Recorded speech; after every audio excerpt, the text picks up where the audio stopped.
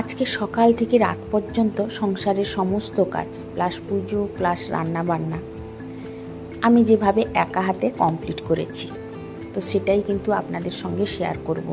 ভিডিওটা দেখতে থাকুন, আশা করি ভালো লাগবে। নমস্কার বন্ধুরা, আশা করি সবাই ভালো আছেন, সুস্থ আছেন। আমিও ভালো আছি। আমি সুস্মিতা নতুন আবার একটা ভিডিওতে আপনাদেরকে স্বাগত জানিয়ে আর সঙ্গে নিয়ে আজকের ভিডিওটা শুরু করলাম। আর সমস্ত বাসি কাজকর্ম শেষ করে চান করে সোজা এসেছি পুজো করতে। যেহেতু আজকে বৃহস্পতিবার, তো সেই জন্য বাসি কাজকর্ম আর আপনাদের সঙ্গে শেয়ার করলাম না, কারণ ভিডিও ধরে করতে গেলে কিন্তু বৃহস্পতিবারের পুজোটা আমার লেট হয়ে যাবে। তো সেই জন্য কিন্তু আমি সোজা চলে এসেছি পুজো করতে আর আপনাদেরকে সঙ্গে নিয়ে, কারণ বৃহস্পতিবারের পুজো করতে কিন্তু অনেকটা সময় লাগে। আর যেহেতু একা হাতে করতে হয়, তাই অনেকটা সময় লেগে যায়। আর বৃহস্পতিবারের পুজো তাই কিন্তু একটু সময় নিয়ে করতে হয়। অন্যান্য দিনের থেকে বৃহস্পতিবারের পুজোটা একটু দেরি হয় করতে। তো সেই জন্য আমি কিন্তু প্রত্যেক বৃহস্পতিবারের চেষ্টা করি পুজোটা একটু তাড়াতাড়ি করে নিতে। আর যেহেতু সময় অনেক লাগে, তারপরে তো আমাদের সংসারের কাজকর্ম থাকে, তো সেই জন্য আমি প্রথমেই কিন্তু পুজোটা শেষ করে নিই। যদিও বা আমি প্রত্যেক দিন পুজোটা কিন্তু আগে শেষ করে নিই, তারপরে গিয়ে সংসারের রান্নাবান্নার কাজে লাগি। তো যেসব বন্ধুরা আমার ভিডিওটি দেখছেন তাদেরকে জানাই অসংখ্য ধন্যবাদ। আর তার সঙ্গে জানাই ভিডিওটির যদি কোনো অংশে একটু ভালো লেগে থাকে তাহলে অবশ্যই কিন্তু একটা লাইক দিয়ে যেতে কিন্তু ভুলবেন না। আর ছোট্ট করে পারলে একটা কমেন্টও দিয়ে যেতে পারেন। তো বৃহস্পতিবারের পুজো তো আমরা প্রত্যেকেই করি, কিন্তু আমি আমার মতো করে করি। আর প্রত্যেক গৃহিণীরাই তার ঘরে সুখ শান্তি লক্ষ্মীশ্রী বজায় রাখতে কিন্তু যা যা করণীয় তারা কিন্তু প্রত্যেকেই করে, তার সঙ্গে আমিও করি। তো আমি আমার মতো করি আর অন্যরা অন্যের মতো করে। আসলে আমার মনে হয় ভগবানকে ডাকার জন্য ভক্তি, শক্তি আর শ্রদ্ধা এইগুলো থাকাই যথেষ্ট, তাই না? আর বিধাতার লিখন তো লিখে দিয়ে গেছে 6 দিনের মাথায়, তো সেটা যা কপালে আছে সেটা কিন্তু হবেই। আমরা শুধু উপলক্ষ মাত্র, আমরা কর্ম করে যাব, ফলের আশা করব না। আমি এটাতেই বিশ্বাসী। তো যাই হোক, অনেক কথা কিন্তু আপনাদেরকে বলে দিলাম। আমি যেটা মনে করি সেটাই বললাম, কারণ আমি পুজো সবটা কিন্তু আপনাদের সঙ্গে শেয়ার করলাম না, কারণ আমার 3 তলায়, 2 তলায়, আবার 1 তলায়। তো বৃহস্পতিবারের পুজো যেভাবে প্রত্যেকে করি করে বা আমিও করি, সেভাবেই করলাম। তবে হয়তো একটু একটু নিয়মগুলো আলাদা, বা হয়তো যে প্রত্যেকে যে যার মতো করে করে। তো যাই হোক, আমি আমার মতো করে কিন্তু চলে এলাম সোজা রান্নাঘরে। আর রান্নাঘরে এসেই কিন্তু আমি রান্না করে নিয়েছি। মানে সকালে টিফিনের রান্নাটা করেছি আলুর তরকারি, ওই যে আমার হিং দিয়ে আলুর তরকারি। এই তরকারি দিয়েই কিন্তু প্রত্যেকের খাওয়া হবে। আর দোকানের বাচ্চাগুলো আর কর্তামশাইকে দিয়ে দিলাম কিন্তু মুড়ি আর আলুর তরকারি। আর মেয়ে আর আমি খাবো এই যে বাটার নান, কালকে করেছিলাম, তো মেয়ে খেয়েছিল না, তো তার আছে, তার একটা হয়ে যাবে, আর একটা এক্সট্রা যখন হয়েছে ওইটা আমি খেয়ে নিব। আর এই যে করে নিয়েছি পরোটা, তার উপরে কিন্তু আমি বাটার দিয়ে দিচ্ছি। এইভাবেই কিন্তু আমি বাটার দিয়ে দিই, মানে এক্সট্রা চামচে আর নিই, এমনি হাতে করে দিয়েছি, মানে কাজ সহজ করার জন্য। তো যাই হোক, ওটা করে নিয়েছি। আর এই দিকে দেখুন, কালকে যে আমি দই বসিয়েছিলাম, দইটা কিন্তু একদম থকথকে হয়ে গেছে, আর এখনও কিন্তু টক ভাগ আসেনি। তো সেই জন্য কিন্তু হালকা টক আছে বলে তো আমি কিন্তু এখন নিয়ে নিচ্ছি। আর বেশি টক হয়ে গেলেও দই খেতে ভালো লাগে না। আর দই এখনও টক হবে না এত তাড়াতাড়ি, আস্তে আস্তে টক হবে। তো সেই জন্য কিন্তু মোটামুটি দইটা ভালোই বসে গেছে। তো নিয়ে নিলাম আমি নান পরোটা, আলুর তরকারি, আর কিন্তু আমি দই একটু নিয়ে নিলাম। আর কর্তামশাই সকালে চা খেয়েছিলেন, তো এখন আবার চা চাইলো, তো সেই জন্য কিন্তু আমি একসঙ্গে করে নিয়ে নিলাম। তবে তাকে চাটা দিয়ে আসবো, আর আমি কিন্তু বসে পরোটা খাবো। আর বন্ধুরা, আমি কিন্তু এখানে ভয়েস দিয়েছি, আর আমার কর্তামশাই ওই পাশ থেকে হাঁচির আওয়াজ দিচ্ছে। তো কিছু করার নেই, 2-3 বার হয়ে যাওয়ার পরে কিন্তু আমি কেটে আবার করছি। তো সেটা একটু আপনারা ইগনোর করে নেবেন, কারণ এত জোরে হাঁচি করছে যে আমার ভয়েসের মধ্যে চলে আসছে। কী আর করবো বলুন, ঠান্ডা জোর লেগে গেছে, যেহেতু এদিকে বৃষ্টি জোর হচ্ছে, তো বৃষ্টিতে কিন্তু ভিজে গেছিলো, ওই জন্য কিন্তু ঠান্ডাটা লেগে গেছে ওকে। তো এই রাত্রে ভয়েস দিচ্ছি বসে, ওর কিন্তু হাঁচি হচ্ছে জোর। তো যাই হোক, খাওয়া দাওয়া শেষ করে কিন্তু এই যে বাজার কদিন ধরে এনে কিন্তু ফেলে রেখেছিলাম, মানে সময়ই পাচ্ছিলাম না। আসলে একা হাতে যখন সব কিছু করতে হয় তখন কিন্তু টাইম নিয়ে করি, তাছাড়া শরীরের অবস্থা বুঝেই কিন্তু ব্যবস্থা করতে হয়, তাই না? কারণ সব সময় শরীর আর বয় না, তো মাঝে মাঝে তো রেস্টের দরকারও হয়। আর যদি সেই রেস্ট না নিয়ে আমি যদি কন্টিনিউ কাজ করতে থাকি তাহলে আমি কিন্তু বিছানাসজ্জা হয়ে যাব। তো মেয়ে মানুষের একটা জিনিস জানবেন আপনারা, যে মা হয়ে যাওয়ার পরে কিন্তু শরীরের অনেক প্রবলেম চলে আসে।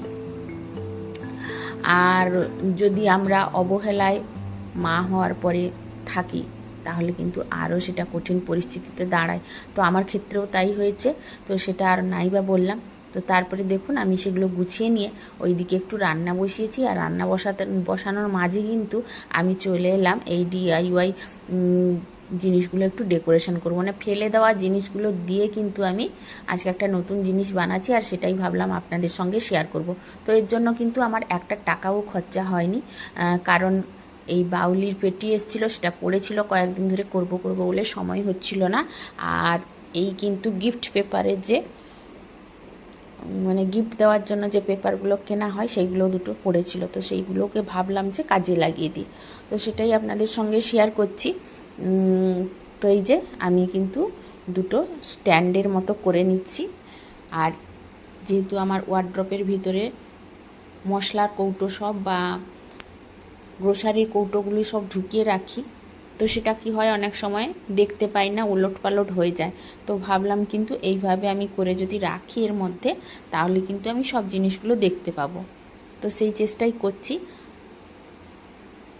তো এই যে দেখুন, আর এটা কিন্তু অনায়াসেই হয়ে যাবে, এতে কিন্তু আমার একটা টাকাও খরচা হয়নি, শুধু এই ফেবিকুইকটা আনা হয়েছে, আর তো সব বাড়িতেই ছিল। আর এই যে ব্ল্যাক টেপগুলো দোকানে লাগে, বাড়িতে লাগে, এসব পড়ে থাকে যেখানে সেখানে, এইগুলো কিন্তু কাজে অনেক সময় লেগে যায়।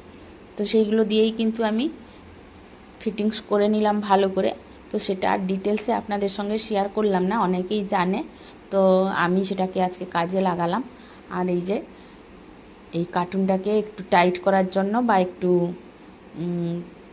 মানে হালকা ছিল, সেটাকে যাতে কৌটো রাখার পরে পড়ে না যায়, তো তাই জন্য কিন্তু ওয়েট দিয়ে দিলাম একটু এই কভারটা দিয়ে। আপনারা নিশ্চয়ই বুঝতে পারছেন, এইভাবে কিন্তু আমি দুটো বানিয়ে নিলাম। আর তার মধ্যে কিন্তু জিনিস উপরেও রাখবো আবার ভেতরেও রাখবো, তো কীভাবে রাখছি সেটা আপনারা দেখুন। আর এই জিনিসে বললাম বারবার যে দূর থেকে কেউ দেখলে বুঝতেও পারবে না যে এটা পুরনো ফেলে দেওয়া জিনিস দিয়ে কিন্তু আমি করেছি। আর বন্ধুরা কেমন হয়েছে আপনারা অবশ্যই কমেন্ট করে জানাবেন। এই যে দুটো কিন্তু আমি বানিয়ে ফেলেছি, আর এইগুলোই কিন্তু ওয়ার্ড্রপের মধ্যে ঢুকিয়ে আমি কৌটোগুলো রাখবো, আর সেটা অবশ্যই আপনাদের সঙ্গে শেয়ার করছি, আপনারা দেখতে থাকুন। আর বন্ধুরা এখানে বলে রাখি, আমার কিন্তু কোনো কৌটোই কিন্তু মানে সেট নেই, আমি যখন যেরকম পেরেছি কিন্তু কৌটো এনে জিনিস রেখেছি, তো তার জন্য কিন্তু আমার কোনো সেট কৌটো নেই। এনেছিলাম, পরে এনেছিলাম, তো তার মধ্যেও কতগুলো কৌটো কিন্তু আমি ছেলের কাছে পাঠিয়েছি, আবার আমার ভুবনেশ্বরের বাড়িতে আছে, তো এদিক সেদিক করে কিন্তু রেখেছি। তো সেই জন্য কিন্তু আমার এক সাইজের কৌটো বা একই রকম কৌটো কিছু নেই, যখন যেরকম পেরেছি এনেছি, আর সেটা দিয়েই কিন্তু গুছিয়ে রেখেছি।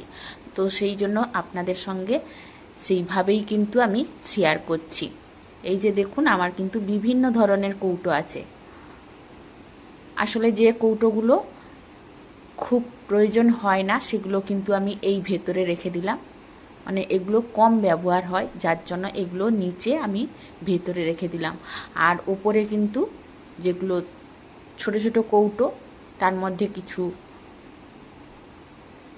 ডাল, ছোলা, মটর এইগুলো রেখে দিলাম। আর এই যে দেখুন, এগুলো কিন্তু সুন্দর আমাকে অনায়াসে দেখা যাচ্ছে। আর সামনে যেগুলো রেগুলার দরকার হয় সেই কৌটোগুলোই রাখলাম। তো আমার সাজানো গোছানোটা কেমন হয়েছে অবশ্যই আপনারা কিন্তু জানাবেন।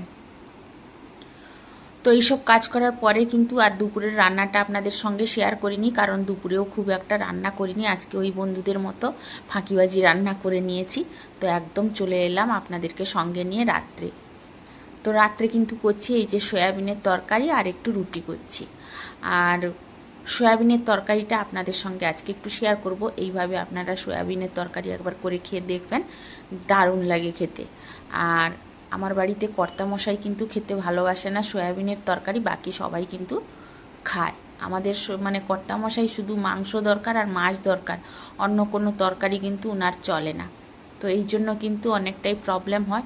তো আজকে কিন্তু খেয়েছে চেটেপুটে সয়াবিনের তরকারিটা। এই যে আমি কিন্তু আলু আর সয়াবিনটা ভেজে নিয়েছিলাম হালকা করে, আলুটা একটু বেশি করে ভেজেছিলাম লাল লাল করে, আর সয়াবিনটা জল গরম করে ফুটিয়ে তার থেকে কিন্তু জল ভালো করে নিগড়ে দিয়েছিলাম, তারপরে হালকা ভেজে নিয়েছি। তো তারপরে কিন্তু যথারীতি যেরকম কড়াই তেল দিয়ে গরম মশলা ফোড়ন দিয়ে পেঁয়াজ আদা রসুন যেরকম দেওয়া হয় সেরকমই দিয়ে আমি কিন্তু করছি, আর অল্প একটু চিনি দিয়েছি ফ্লেভারের জন্য। আমার মনে হয় প্রত্যেকটা তরকারিতে হালকা একটু যদি চিনি দেওয়া হয় কিন্তু তরকারিটার টেস্ট ভালো হয়। তো এই যে দেখুন আমি মশলাটা কষিয়ে নিয়েছি, আর এদিকে কিন্তু আমি একটু কাজু বাটা দেব। আর কাজু বাটা যেহেতু সঙ্গে সঙ্গে বাটবো, অল্প একটু বাটবো, তো ওই জন্য কিন্তু প্লেন হবে না, তার জন্য কিন্তু আমি গরম জল দিয়ে দিলাম। আর কাজু বাটার সঙ্গে কিন্তু আমি এলাচ আর দালচিনি কিন্তু একটু বেটে নিব, এটা কিন্তু শেষে দিব, যার জন্য এর ফ্লেভারটা কিন্তু খুব সুন্দর আসবে।